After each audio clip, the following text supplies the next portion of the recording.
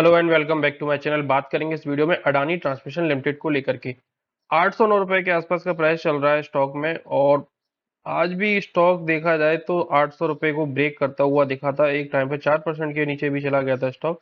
वहां से थोड़ी बहुत रिकवरी जरूर देखने को हमें मिली है, लेकिन अभी भी जो डेंट है वो अभी भी शार्प हो सकता है, क्योंकि अडानी टोटल गैस भी देखोगे तो 4.37 है। एक बड़ी न्यूज भी निकल के आई थी जो अडानी के दो स्टॉक्स को लेकर थी, अडानी ट्रांसमिशन और अडानी टोटल गैस। तो अडानी टोटल गैस भी एक बड़े डेंट में है और अडानी ट्रांसमिशन भी ऑलमोस्ट उसी रेंज में है। तो देखेंगे क्या इम्पैक्ट पड़ता है, टेक्निकल देखेंगे, वीकली चार्ट देखेंगे, और इसका भी डेली चार्ट तो ये चल ही रहा है। ये सारी चीजें देखने वाली, लेकिन उससे पहले देखेंगे इसके क्वार्टर 4 के रिजल्ट, जो अभी हाल ही में क्वार्टर 4 के रिजल्ट आए थे।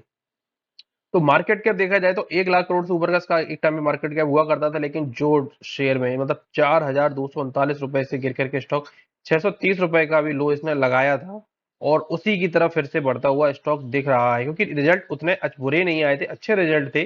जिस प्रकार की 3-4 दिन की गिरावट होनी हुई थी, तो उम्मीद थी कि अडानी ट्रांसमिशन बढ़ेगा, लेकिन जो न्यूज इंपैक्ट है वो काफी शार्प है। तो देखेंगे प्रमोटर होल्डिंग 71% के ऊपर है। मार्केट में वैसे भी इस कंपनी के ज्यादा कोई शेयर है नहीं है, 1.5-2% के आसपास के शेयर है। 3.75% का प्लेज भी है। यहाँ पर डेट देखा जाए तो काफी ज्यादा है।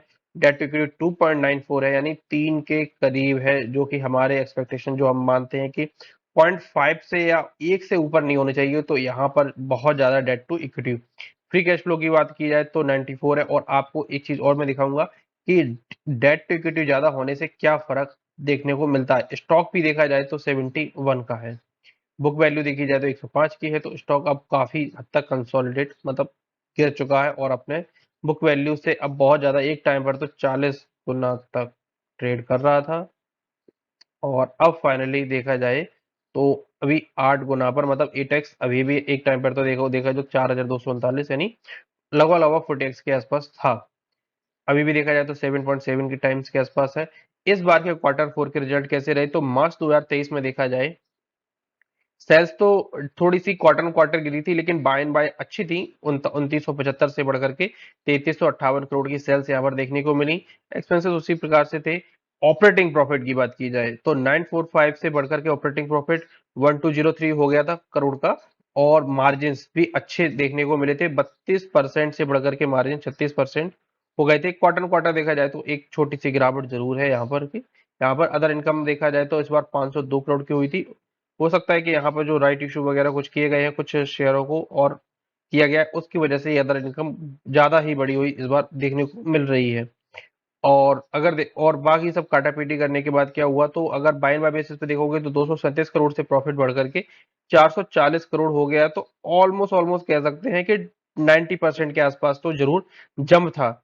और क्वार्टर क्वार्टर देखा जाए तो जैसे कि सेल्स ड्रॉप हुई थी, उसी के अकॉर्डिंग यहाँ पर देखा जाए तो नेट प्रॉफिट में भी गिरावट देखने को थोड़ी सी मिली। यहाँ पर मेजर पार्ट जरूर यहाँ पर देखने को मिलेगा, तो वो है अदर इनकम का। इस बार इनको टैक्स भी थोड़ा सा ज्यादा देखने को मिला है।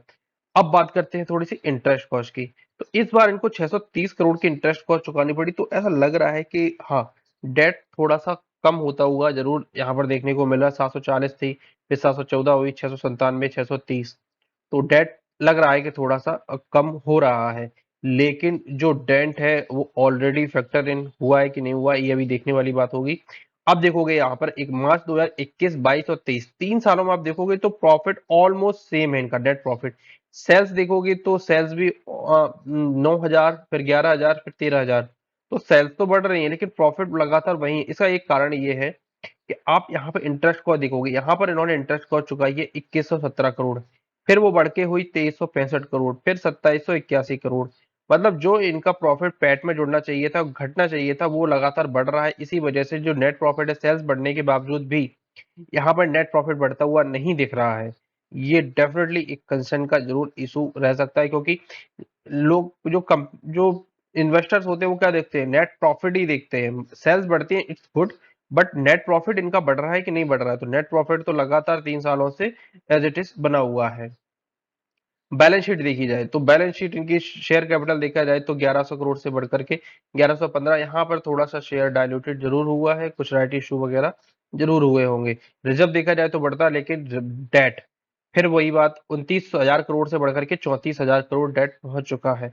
अब और देखने वाली बात होगी कि मतलब अब जब भी सितंबर में आएंगे इनके क्वार्टर 2 के रिजल्ट आएंगे, तब एक बार फिर से जो बैलेंस शीट अपडेट होगी, और तब देखने वाली बात होगी कि क्या इन्होंने डेट रिड्यूस किया है या नहीं किया है। बहुत इंपॉर्टेंट है, क्योंकि अडानी के जो स्टॉक हिंडनबर्ग ने रिपोर्ट निकाली थी, वो एक बात पे और थी कि जिस प्रकार से उनका डेट है वो क्या कर रहा है, डेट बहुत ज्यादा है और स्टॉक ओवर वैल्यूड है।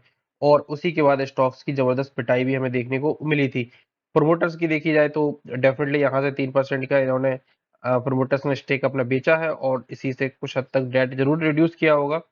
एफआई का देखा जाए तो स्टेक बढ़ता हुआ दिख रहा है, डीआई भी ऑलमोस्ट बढ़ रहा है, क्योंकि नीचे निचले लेवल से जरूर यहाँ पर खरीदारी देखने को मिली थी। और आई थिंक इस स्टॉक में एलआईसी ने भी खरीदारी की है, या एलआईसी ने खरीदारी की है। 3.65 से बढ़कर के 3.68% तक इन्होंने खरीदारी की है, मतलब 0.3% के आसपास का स्टेक उन्होंने और एक्वायर किया है, लोअर लेवल से किया होगा। तो ये सारी चीजें हैं।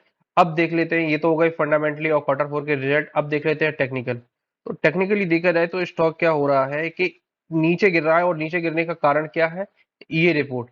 To Adani growth stock exit MSCI global index से बाहर हुए, और एचएएल टू भी इंक्लूडेड, मतलब ये एक्सक्लूड कर गए और एचएएल इंक्लूड कर सकता है, ये ऐसा कह रहे हैं। और इसके आधार पर होगा क्या, काफी हद तक जो मनी है वो आउटफ्लो जा सकता है।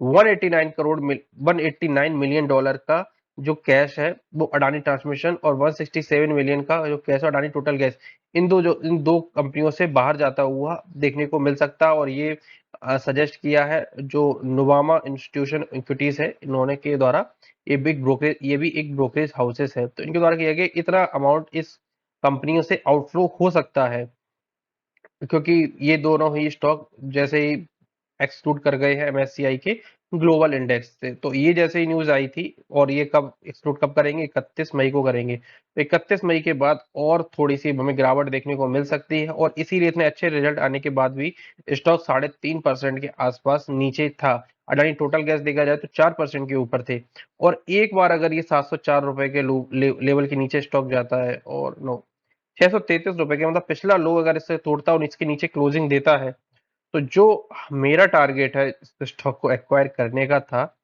कि अगर इन लेवलों पर स्टॉक आता है तो मे भी पॉसिबल है कि 487 के जो बहुत स्ट्रांग सपोर्ट है, इस लेवल के आसपास स्टॉक आता हुआ हमें दिखे।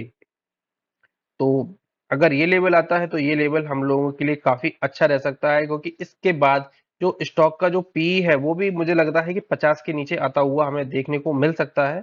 तो डेफिनेटली काफी ठीक लेवल है 493 का, पहली एंट्री के लिए काफी बेस्ट है। और अगली एंट्री के लिए हम कुछ 360 के आसपास के लेवल के लिए रख सकते हैं। तो अगर ये लेवल आते हैं तो हाँ, तो आप लोग एक्वायर कर सकते हैं, यहाँ पर एक्विजिशन वगैरह चाहे तो ले सकते हैं। 500 रुपए के प्राइस पे अच्छा प्राइस है। स्टॉक जो एक टाइम पे 4,000 रुपए के आसपास चल रहा था, वो आपको 500 रुपए पे देखने को मिल सकता है। तो और किसी भी इन्वेस्टमेंट से पहले अपने फाइनेंशियल एडवाइजर की सलाह जरूर लें, और अपनी जो आप लोग अपना रिसर्च वगैरह करते हैं वो भी जरूर कीजिएगा, करिएगा। तो फिलहाल अडानी ट्रांसमिशन में फिलहाल इतना ही, मिलते हैं अगले वीडियोस में, तब तक के लिए धन्यवाद।